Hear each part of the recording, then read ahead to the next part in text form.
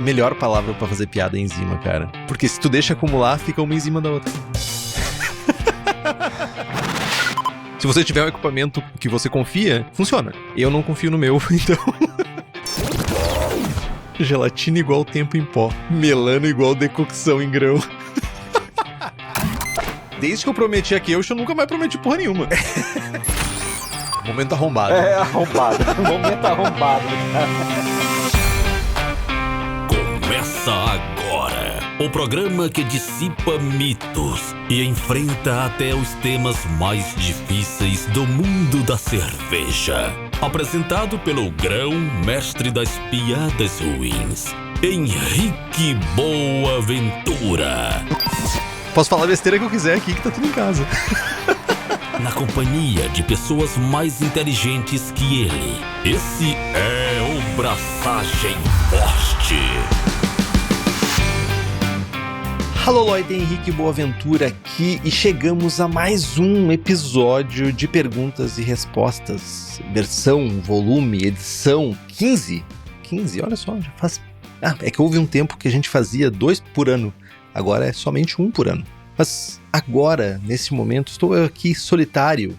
Mas ainda assim, apesar de uma solidão latente, eu continuo tentando derrubar mitos, trazer luz à escuridão da ignorância e quase com certeza absoluta falhando nisso. Mas eu não me sinto só, a solidão não me domina, porque eu tenho os nossos queridos apoiadores e apoiadoras do Braçagem Forte, que tem vários benefícios.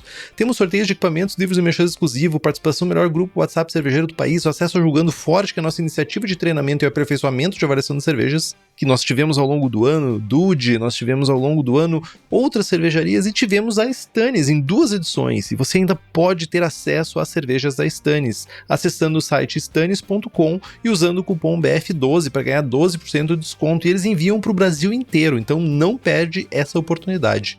Se tu quiser ter acesso a tudo isso, faça como Luiz Henrique de Camargo, Guilherme Zaniol, Thiago Fernandes Dias, Alessandra Gloeden dos Santos e Ricardo Daldim, além de um séquito de outras pessoas mais que nos apoiam pelo Apoia-se. O link é apoia.se/braçagem-forte. O link estará no post.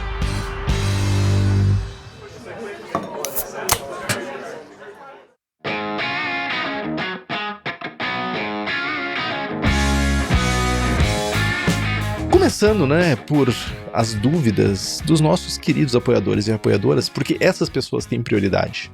Para falar a verdade também, eu não estou 100% sozinho. Eu estou na companhia imaginária de vários personagens do coletivo popular que vão me ajudar com a leitura das perguntas. Carlos Rogério de Carvalho Dutra, Alexa. Sobre turbidez na cerveja sais, rampa de mostura. O que seria interessante para manter esta turbidez em uma NEIPA? E sobre a NEIPA, como consigo um maior e melhor corpo para ela? Então, no tão distante episódio 37, a gente fez um braçando com estilo New England IPA, inclusive antes dele se tornar um guia homologado pelo BJCP. E a gente falou como fazer esse estilo, inclusive talvez esteja na hora de regravar esse programa. Mas respondendo tua pergunta, Carlos, ainda é doloroso para mim ficar imaginando coisas para fazer a cerveja ficar turva, parecendo uma vela. Mas enfim, Hazy IPA ou New England IPA, a gente está falando basicamente disso. E para a gente focar, a gente chegar nesse resultado, a gente tem uma tríade de coisas que a gente precisa garantir para que a gente tenha uma turbidez estável, Proteínas, polissacarídeos e compostos de lúpulo. Sendo direto e reto na pergunta, na verdade na resposta, tem que usar algum malte ou cereal rico em proteínas e beta-glucanos. Aí tu pode usar trigo, aveia. Tem o malte sheeted, ou cheated, que é uma cevada com baixo grau de modificação, ou seja, ele tem um alto índice de proteína que também ajuda com a turbidez. E tu vai precisar pelo menos 20 a 30% desses maltes ou cereais para te garantir uma turbidez legal. Tu também vai precisar que uma água que tenha bastante cloreto, entre 150 e 250 ppm para dar uma maciez. Tu vai precisar de uma água cheia de cloreto, entre 150 e 250 ppm para dar uma maciez para essa água, uma sensação de maciez. E tu também vai precisar de sulfatos baixos, menos de 100 ppm. A mostura também tu vai ter que cuidar para que ela preserve também as proteínas e os beta-glucanos. Então esquece as rampas, mira direto numa faixa de temperatura ali 66 até 68 graus e vral. Carca a mão no dry hopping, porque tu vai precisar desses polifenóis do lúpulo que vão ajudar nessa estabilidade, né, de turbidez. E também é muito importante tu mirar numa levedura pouco floculante e com alta produção de glicerol. Algumas cepas inglesas e algumas cepas belgas têm essa característica. Elas vão te ajudar a dar mais essa sensação cheia, essa sensação de corpo e também a estabilidade de turbidez. Isso meio que responde as duas perguntas. E falando em lúpulos, você, cervejaria que quer ter acesso a toda a miríade de lúpulos selecionados nos Estados Unidos, entra no site hopscompany.com ou chama a pessoa que já te atende e manda um direct dizendo: quero a nova safra, eu quero fazer um contrato maior, quero acesso a lúpulos maravilhosos para fazer minha New England IPA de sucesso, minha Hazy IPA de sucesso. É na Hops Company. Pergunta do Maurício Ferreira. Sobre cervejas ácidas na situação de priming, vale confiar somente nos micro-organismos já existentes no meio, independente do tempo? Ou, bem importante, um inóculo de cepa específica para isso? Olha, meu jovem Maurício, que interessante. A gente teve um programa da Hora Ácida falando especificamente sobre invase de cervejas ácidas. Foi o programa 272. A resposta mais correta é: faça um inóculo de levedura para refermentar na garrafa. Mas a resposta mais longa é depende, como tudo no mundo da cerveja, né? Cervejas selvagens com presença de múltiplos micro-organismos ou até mesmo cervejas com tempo de fermentação mais longo, além de ter um pH baixo e presença de álcool, também vai ter uma deprivação enorme de nutrientes. Ou seja, a levedura que tiver ali, ela vai estar frágil. Ela vai estar fragilizada, sem vontade de cantar uma bela canção. Por isso que é importante tu usar uma levedura fresca e principalmente fazer um acid shock, ou um choque ácido, para acostumar a levedura com o meio onde ela vai fazer a refermentação na garrafa. E também fizemos um programa, o 294, falando sobre isso, acid shock. Já as cervejas ácidas, ou as quick sours, ou cervejas ácidas rápidas, já não é um problema tão grande, porque geralmente a levedura que fermentou vai dar conta também de fermentar o açúcar simples do priming. Beleza? Pergunta do William. Olá, minha dúvida é sobre o resfriamento do mosto. Tem adotado resfriar aquilo que dá para resfriar em uns 20 minutos usando a serpentina e água corrente. Trasfego para o fermentador e só inoculo a levedura no dia seguinte. Mas vejo que alguns dão bastante importância ao resfriamento rápido, priorizando evitar off-flavors. Buenas. Resfriar o mosto rapidamente é benéfico. Mas tu não necessariamente precisa chegar em temperatura de inóculo. Tu só precisa cuidar algumas coisas.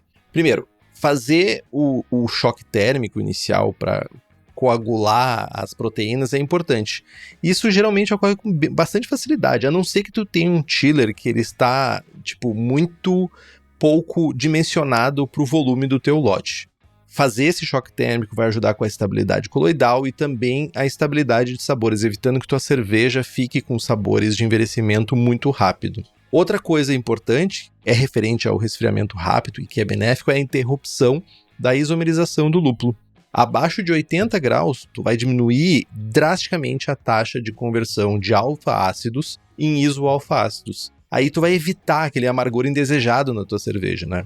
Uma dica importante aqui é tu configurar o teu software para o tempo que o teu mosto fica durante o processo de resfriamento acima de 80 graus. O Brewfather tem isso, eu acho que o Beersmith tem isso, porque isso vai te ajudar muito a ter uma aproximação maior do IBU pretendido. Porque do contrário, se tu não leva esse cálculo em consideração, tu vai ter mais tempo de contato.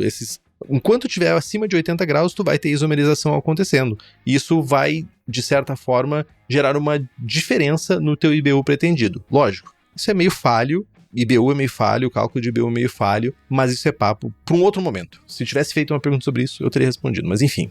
Outra coisa é que tu também vai interromper a conversão ou degradação de SMM, ou o S-metilmetionina, em DMS, que é aquele gostinho de milho cozido. A temperatura, a faixa de temperatura acima de 80 graus, ela degrada o SMM em DMS. e a fervura expulsa esse composto de enxofre do mosto. Basicamente, ela volatiliza, tira para fora. Enquanto estiver acima de 80 graus, essa degradação está acontecendo.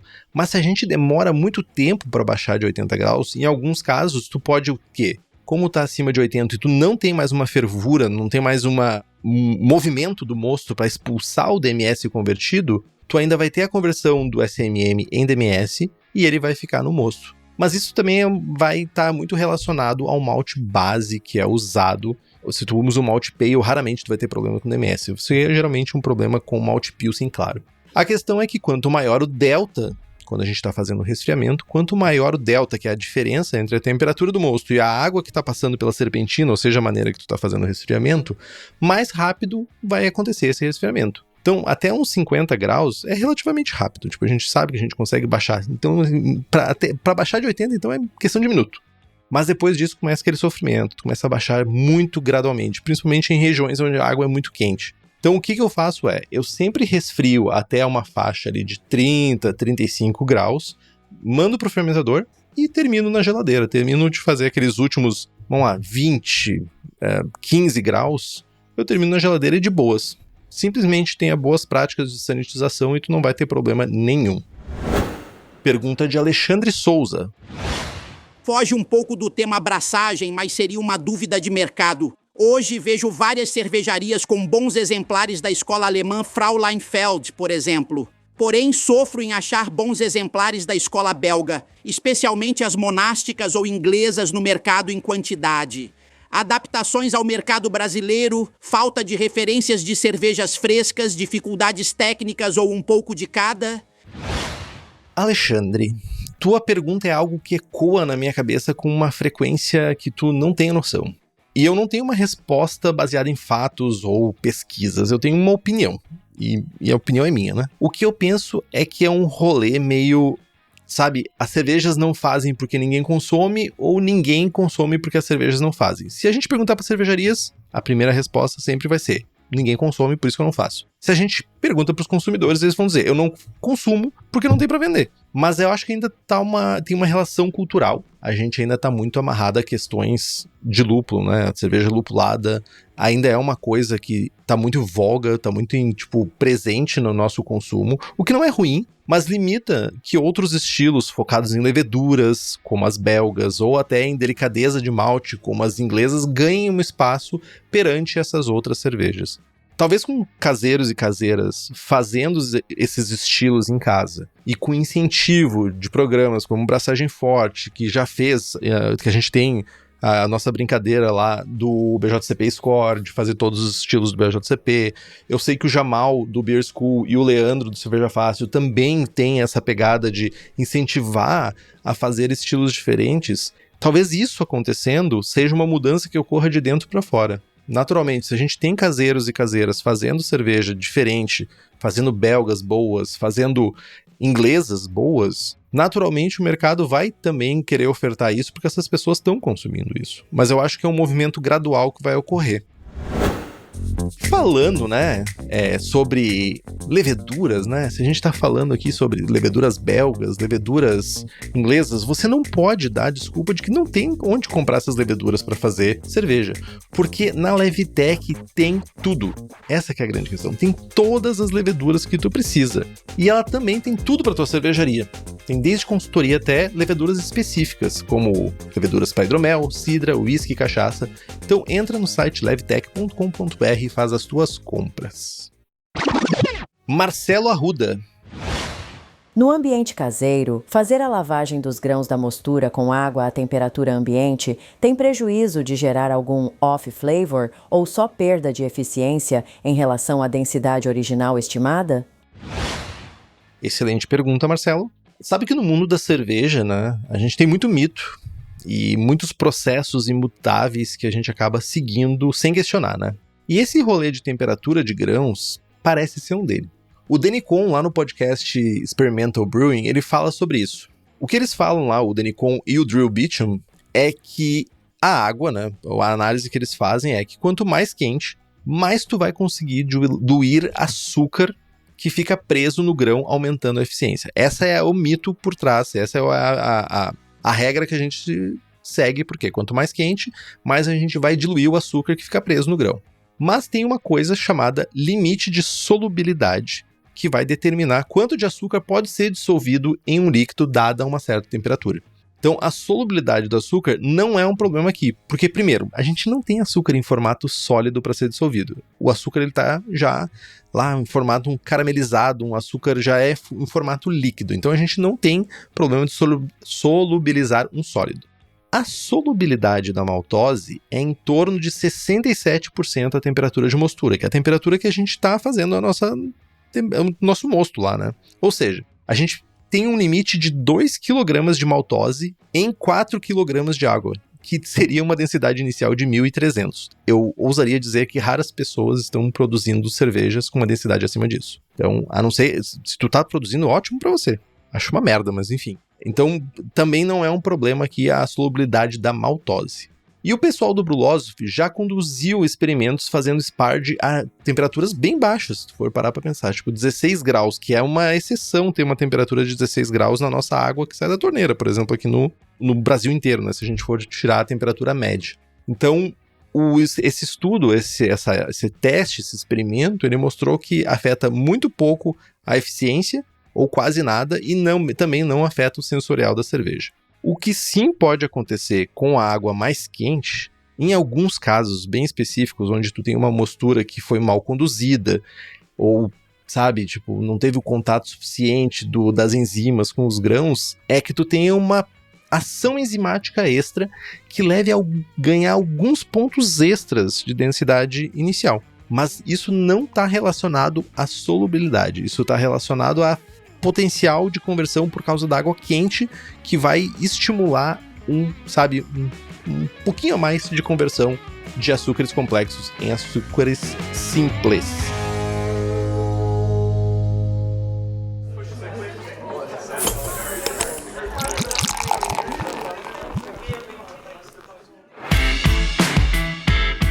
Jovezinho que não quis se identificar.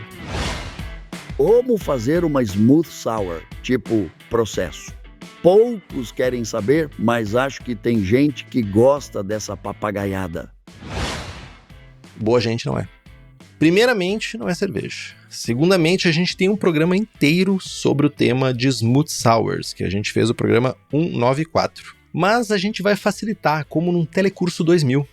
E, Telecurso 2000. Smooth sours em poucos minutos. Então lá. Para fazer uma smooth sour, tu começa criando uma base alcoólica e bem fermentável. Tipo uma hazy IPA, sem o lúpulo, lógico. Então, malte pilsen, aveia e trigo. Tu vai mosturar ela bem baixo, na faixa dos 63, 64 graus, porque tu quer gerar muito açúcar e simples. A levedura, ela vai trabalhar no ambiente difícil, porque tu precisa chegar numa densidade de 10% de álcool, algo ao redor disso. Mas calma, meu jovem, minha jovem. Porque a cerveja não vai ficar com esse teor alcoólico. O que vai acontecer é que depois tu vai diluir esse teor alcoólico com fruta. E não vai ser pouca fruta, vai ser uma cacetada de fruta. Pelo menos 30 a 40 volumes. Pelo menos de 30 a 40% do teu volume. A lactose entra no rolê e entra pesado. Normalmente de 20 a 30% do total. A lactose vai colaborar com o corpo, um dulçor não fermentável, que é pouco, mas ainda assim vai permitir, tem um dulçor, e vai deixar uma textura mais cremosa para essa desgraça que se chama smooth sour. E vai ficar com aquela aparência de um smooth alcoólico, né? Essa que é um rolê.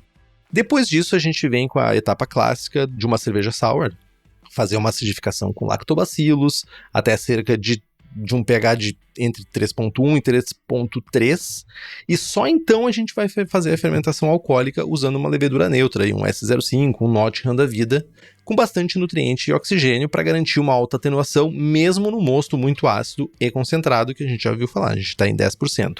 Uma coisa importante é, cuida com pH, porque se tu for usar uma fruta muito ácida, tu pode ficar com uma cerveja muito ácida. Então a ideia é tu fazer o equilíbrio, sabe? Então, vou usar uma fruta muito ácida, talvez eu não acidifique tanto. Vou usar uma fruta menos ácida, aí eu acidifico mais. Então cuida com isso. Terminou de fermentar, cold crash mais clarificante, porque tu vai querer levar o mínimo possível de levedura para quando vier a fruta, né? E a fruta, ela é adicionada, a polpa da fruta vai ser adicionada no barril, preferencialmente congelado, pra, tipo, não fazer sujeira, não fazer cagada, não, sabe, não estragar nada do que tu fez ali, e também pra não ter risco de contaminação. E aí que vem a parte principal desse estilo, que é escolher frutas com sabor intenso, com que tenham um pouco de textura, que lembrem o smooth, né? E também frutas que lembrem geleia. Então, banana, goiaba, cupuaçu, sei lá, açaí, framboesa, morango não tem gosto, mas enfim, amora, mirtilo, ou combinações clássicas, como maracujá, laranja e goiaba, mas nada de fruta neutra, porque a gente precisa que essa fruta se destaque no meio da lactose e da acidez, tá? Isso é importante. E sobre o invase, é barril.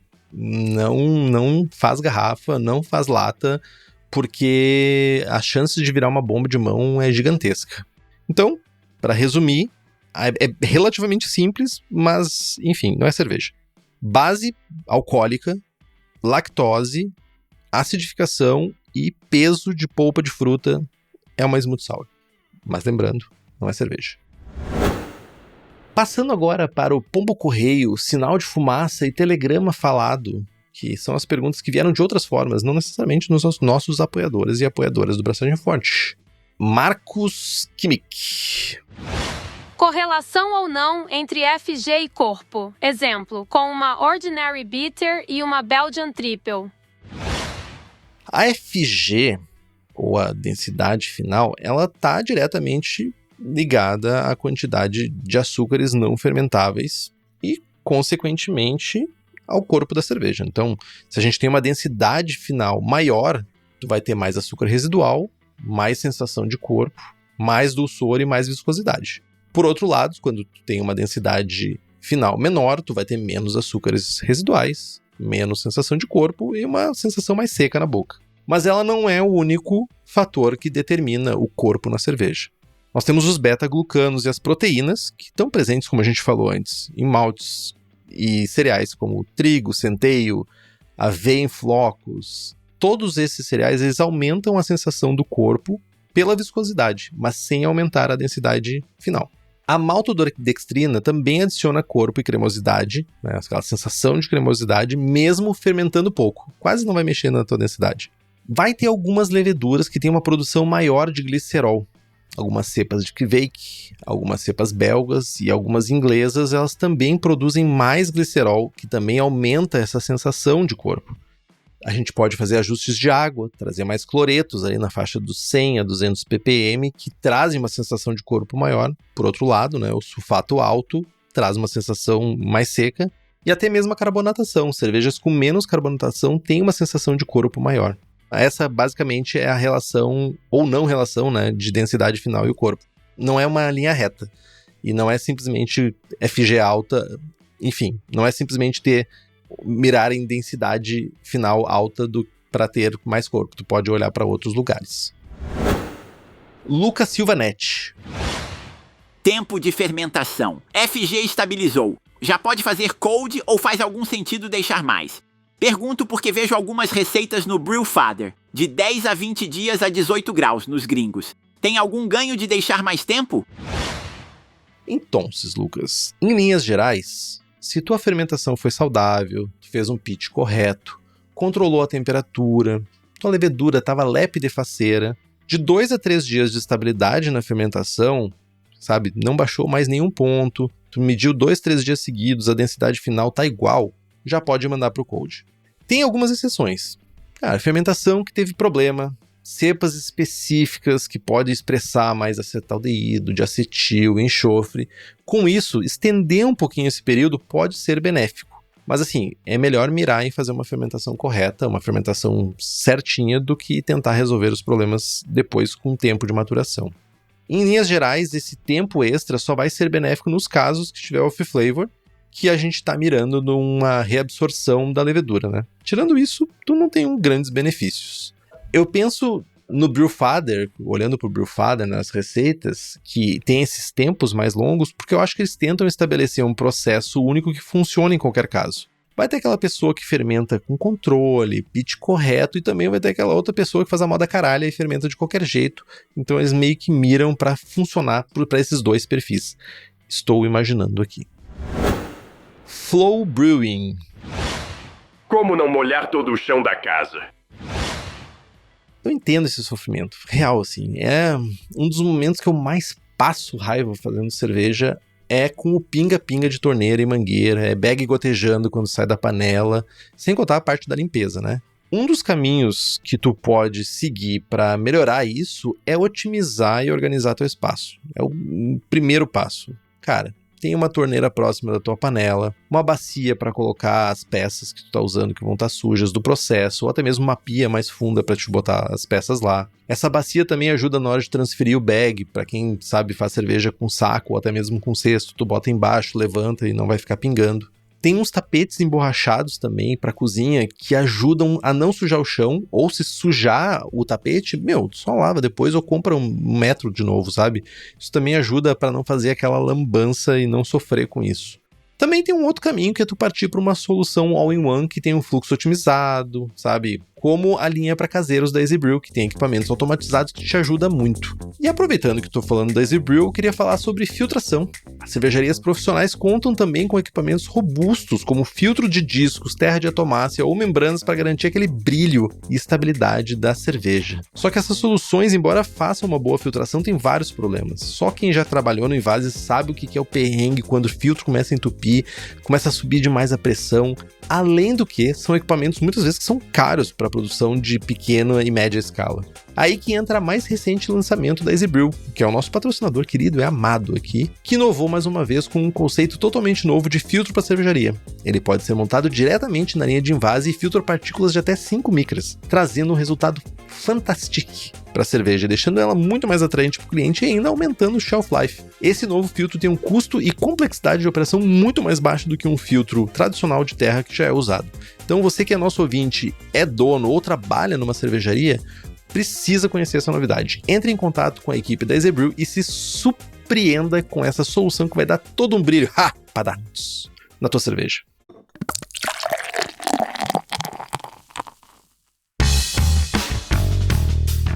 Cervejaria Trutas Beer.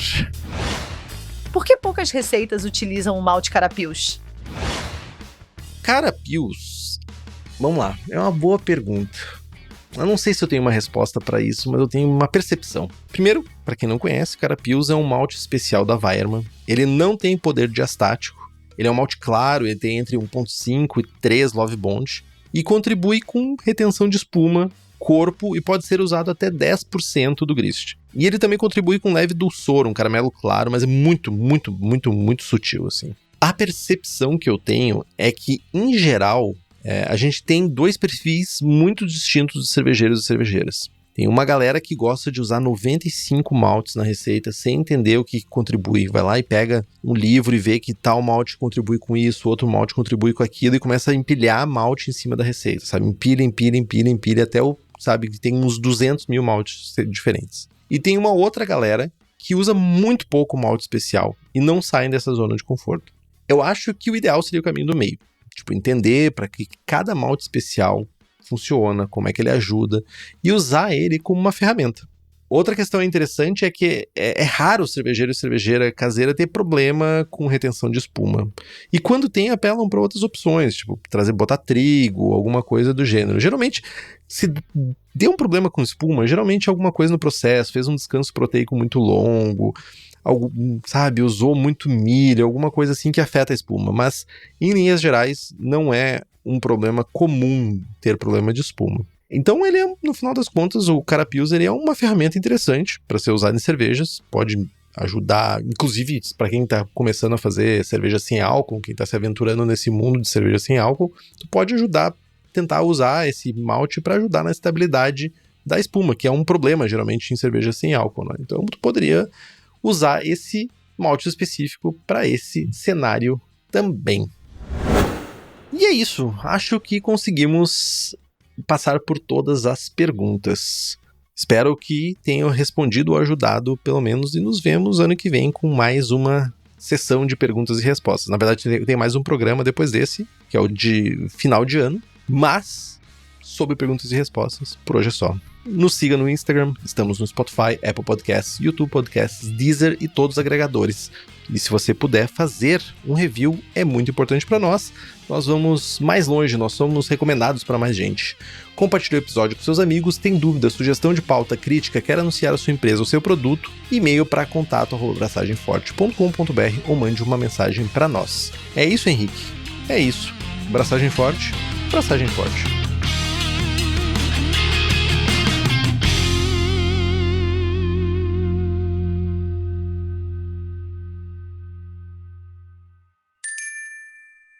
Este podcast é produzido pela BAC Produções e Comunicação e está disponível no Spotify, YouTube ou na sua plataforma de áudio preferida. Na nossa equipe, contamos com a colaboração de Henrique Boaventura, Ludmila Almeida, Gabriel Gurian, apresentação, redação, blog e Rubens Reis na edição. Este podcast foi editado por Play Áudios.